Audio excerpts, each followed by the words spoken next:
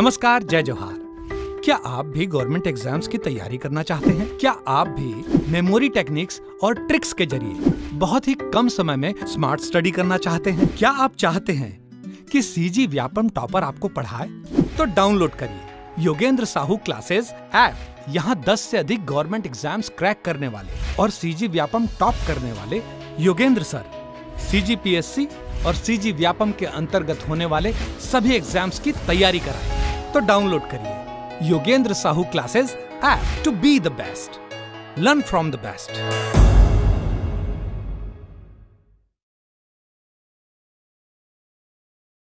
कोई भी सपना साकार करने के लिए सबसे जरूरी है सही कोच का होना। चुनिए Yogendra Sahu classes first rank को और करें अपने सीजी व्यापम सीजीपीएससी का सपना साकार। Download the app now. नमस्कार दोस्तों, स्वागत है आपका योगेंद्र साहू ऑनलाइन क्लासेस में। तो पिछली वीडियो में हमने मौर्य साम्राज्य से संबंधित ऑब्जेक्टिव्स देखे थे, तो चलिए उसे ही आगे कंटिन्यू करेंगे। और अगर अभी तक आपने हमारे YouTube चैनल को सब्सक्राइब नहीं किया है तो चैनल को सब्सक्राइब कर दीजिए। चलिए वीडियो को आगे बढ़ाते हैं। निम्नलिखित प्राचीन भारतीय अभिलेखों में से कौन से एक खाद्यान्न को देश में संकट काल में उपयोग हेतु सुरक्षित रखने के बारे में प्राचीनतम शाही आदेश है? तो आंसर है हमारा सोहगौरा ताम्रपत्र। ठीक है, सोहगौरा ताम्रपत्र। सोहगौरा एवं महास्थान के अभिलेख इस तरह जानकारी देते हैं। इन अभिलेखों को मौर्यकालीन ग्रामीण प्रशासन की जानकारी का स्रोत माना जाता है। चलिए नेक्स्ट देखते हैं। उत्तराखंड में सम्राट अशोक के शिलालेखों की एक प्रति कहाँ मिली है? उत्तराखंड में सम्राट अशोक के शिलालेखों की एक प्रति कहाँ मिली है? तो आंसर है हमारा कालसी, जिला देहरादून। ठीक है, कालसी, जिला देहरादून। नेक्स्ट देखते हैं। चाणक्य का अन्य नाम था, तो क्या था? विष्णुगुप्त। चाणक्य का अन्य नाम विष्णुगुप्त। ठीक है, और इसे कौटिल्य के नाम से भी जानते हैं। ठीक है, चाणक्य को चाणक्य, विष्णुगुप्त और कौटिल्य के नाम से जाना जाता है। कौटिल्य का मूल नाम विष्णुगुप्त था और चारण गांव में पैदा होने के कारण इन्हें चाणक्य कहा जाता था। ठीक है, मौर्य काल के राजनैतिक प्रशासन संबंधी अर्थशास्त्र नामक पुस्तक की रचना जो मैकियावली की पुस्तक द प्रिंस के समान है, इस कारण चाणक्य को भारत का मैकियावली के नाम से भी जाना जाता है या कहा जाता है। ठीक है, चाणक्य अपने बचपन में किस नाम से जाने जाते थे? तो विष्णुगुप्त। आंसर है हमारा चाणक्य अपने बचपन में विष्णुगुप्त के नाम से जाने जाते थे। निम्नलिखित में से किसकी तुलना मैकियावली के द प्रिंस से की गई है? तो किसकी? कौटिल्य। ठीक है, कौटिल्य के अर्थशास्त्र। कौटिल्य का अर्थशास्त्र। कौटिल्य के अर्थशास्त्र में किस पहलू पर प्रकाश डाला गया है? तो राजनीतिक नीतियाँ। राजनीतिक नीतियाँ। कौटिल्य का अर्थशास्त्र में न केवल मौर्य वंश का आर्थिक व्यवस्था अथवा व्यवस्था का वर्णन है बल्कि राजनैतिक नीतियों का सारगर्भित वर्णन है। निम्नलिखित में से किस मौर्य राजा ने दक्कन की विजय प्राप्त की थी? तो किसने की थी? चंद्रगुप्त मौर्य ने। ठीक है, चंद्रगुप्त मौर्य ने भारत को 4 प्रांतों में विभाजित किया, जिसमें दक्कन प्रांत अर्थात दक्षिण प्रांत भी शामिल था। 4 प्रांत इस प्रकार हैं। पहला, उत्तरापथ कहाँ है? राजधानी तक्षशिला। दक्षिणापथ और सुवर्णगिरी, दक्षिणापथ सुवर्णगिरी, अवंतिका उज्जैन और प्राची कहाँ है? पाटलिपुत्र। ठीक है, इसके बाद अशोक ने 5वें प्रांत कलिंग को जोड़ा, जिसकी राजधानी तोसली थी।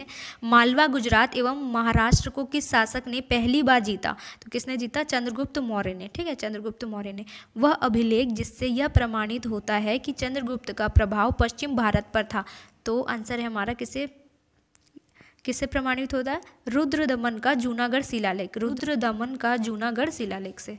सेल्यूकस, जिसको अलेक्जेंडर द्वारा सिंध एवं अफगानिस्तान का प्रशासक नियुक्त किया गया था, को किस भारतीय राजा ने हराया था? तो किसने हराया था? चंद्रगुप्त मौर्य ने हराया था। सेल्यूकस को किसने हराया था? चंद्रगुप्त मौर्य ने हराया था। ठीक है, मौर्य वंश के संस्थापक चंद्रगुप्त मौर्य ने सिकंदर द्वारा विजित भाग के शासक सेल्यूकस को 305 ईसा पूर्व में परास्त किया और इन दोनों के मध्य संधि हुई, जिसके परिणाम स्वरूप सेल्यूकस की पुत्री हेलेना का विवाह चंद्रगुप्त के साथ हुआ था। ठीक है, और मेगास्थनीज को उसके दरबार में राजदूत नियुक्त किया गया। नेक्स्ट देख लेते हैं। किसने सहिष्णुता, उदारता और करुणा के त्रिविध आधार पर राजधर्म की स्थापना की? तो किसने की? अशोक ने। ठीक है, अशोक ने अपनी युद्ध नीति को त्यागते हुए प्रजा कल्याण के नैतिक उत्थान के लिए धम्म का प्रतिपादन किया, जो किसी धार्मिक संप्रदाय संप्रदाय से ना होते हुए मानव कल्याण के लिए था। सहिष्णुता, उदारता एवं करुणा इसके त्रिविध आयाम थे, जिसका वे आजीवन पालन करते रहे। निम्नलिखित में से कौन सा क्षेत्र अशोक के साम्राज्य में सम्मिलित नहीं था? तो कौन सा क्षेत्र अशोक के साम्राज्य में सम्मिलित नहीं था? तो श्रीलंका। ठीक है, श्रीलंका नहीं था। श्रीलंका कभी भी अशोक के साम्राज्य का हिस्सा नहीं था। हाँ, अशोक ने अपनी पुत्री संघमित्रा और पुत्र को धर्म प्रचार के लिए श्रीलंका भेजा था। ठीक है, छोड़ी। अशोक ने बौद्ध धर्म होते हुए भी हिंदू धर्म में आस्था नहीं छोड़ी, इसका प्रमाण है। तो क्या है? देवनाम प्रिय की उपाधि। ठीक है, देवनाम प्रिय की उपाधि। अशोक 269 ईसा पूर्व में मगध सिंहासन पर बैठा और उसके सर्वाधिक अभिलेखों में देवनाम प्रिय कहा गया है, जिसका अर्थ है देवताओं का प्रिय या देखने में सुंदर। इससे अशोक के हिंदू धर्म में आस्था होने का संकेत मिलता है। चलिए आगे देख लेते हैं। अशोक के शासनकाल में बौद्ध सभा किस नगर में आयोजित की गई थी? तो किस नगर में आयोजित की गई थी? पाटलिपुत्र में। ठीक है। रज्जुक थे, तो रज्जुक कौन थे? मौर्य शासन के अधिकारी थे।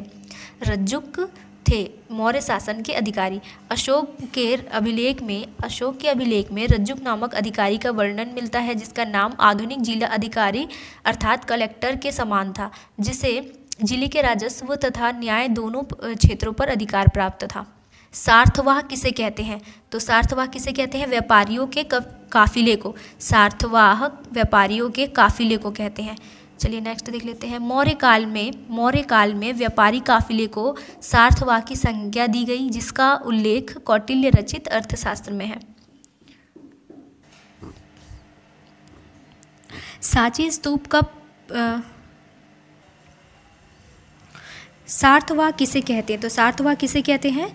व्यापारियों के काफिले को कहते हैं। ठीक है। मौर्य काल में व्यापारी काफिले को सार्थवाह की संज्ञा दी गई है, जिसका उल्लेख कौटिल्य रचित अर्थशास्त्र में है। चलिए नेक्स्ट देख लेते हैं। सांची का स्तूप किस शासक ने बनवाया था? तो सांची का स्तूप किसने बनवाया था? अशोक ने बनवाया था। ठीक है।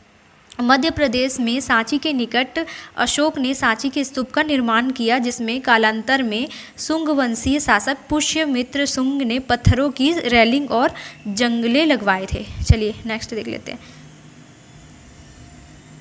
सारनाथ स्तंभ का निर्माण किया था। तो सारनाथ स्तंभ का निर्माण किसने किया था? अशोक ने किया था। ठीक है। सारनाथ स्तंभ का निर्माण अशोक ने करवाया था और इस स्तंभ के शीर्ष पर 4 शेर की आकृति है, जो शक्ति का प्रतीक है, जिसे भारत के राष्ट्रीय प्रतीक चिन्ह के रूप में अपनाया गया है।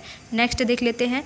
निम्नलिखित में से किसे सर्वश्रेष्ठ स्तूप मानते हैं? तो किसे मानते हैं? सांची को। ठीक है। सर्वश्रेष्ठ स्तूप किसे मानते हैं? सांची को। तीर्थ यात्रा के समय सम्राट अशोक निम्नलिखित स्थानों पर गए। उन्होंने किस मार्ग का तीर्थ यात्रा के समय सम्राट अशोक निम्नलिखित स्थानों पर गए। उन्होंने किस मार्ग का अनुगमन किया? तो किसका? इसमें सही कूट से सही उत्तर चुनिए। ठीक है। अशोक के शिलालेखों में प्रयुक्त भाषा है। तो कौन सा? अशोक के शिलालेखों में प्राकृत भाषा है। ठीक है, प्राकृत भाषा है। अशोक के अधिकांश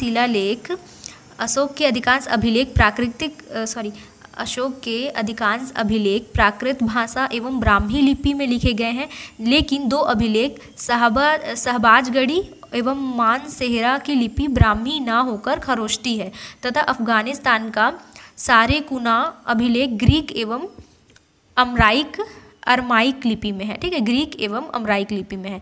ब्राह्मी लिपि का प्रथम उद्वाचन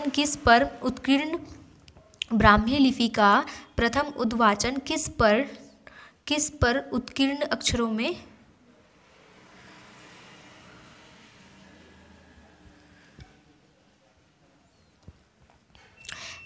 चलिए नेक्स्ट देख लेते हैं। सांची का स्तूप किस शासक ने बनवाया था? तो सांची का स्तूप अशोक ने बनवाया था। ठीक है। मध्य प्रदेश में सांची के निकट अशोक ने सांची के स्तूप का निर्माण किया, जिसमें कालांतर में शुंग वंशीय शासक पुष्यमित्र शुंग ने पत्थरों की रेलिंग और जंगले लगवाए थे। चलिए नेक्स्ट देख लेते हैं।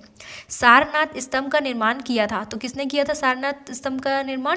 अशोक ने किया था। ठीक है। सारनाथ स्तंभ का निर्माण अशोक ने करवाया था और इस स्तंभ के शीर्ष पर 4 शेर की आकृति है, जो शक्ति का प्रतीक है, जिसे भारत के राष्ट्रीय प्रतीक के चिन्ह के रूप में अपनाया गया था। ठीक है। निम्नलिखित में से किसे सर्वश्रेष्ठ स्तूप मानते हैं? तो किसे मानते हैं? सांची को। ठीक है, सांची को सर्वश्रेष्ठ स्तूप मानते हैं। नेक्स्ट देख लेते हैं, अशोक के शिलालेखों में प्रयुक्त भाषा है, तो कौन सी भाषा है अशोक के शिलालेखों में? प्राकृत भाषा। ठीक है, प्राकृत भाषा।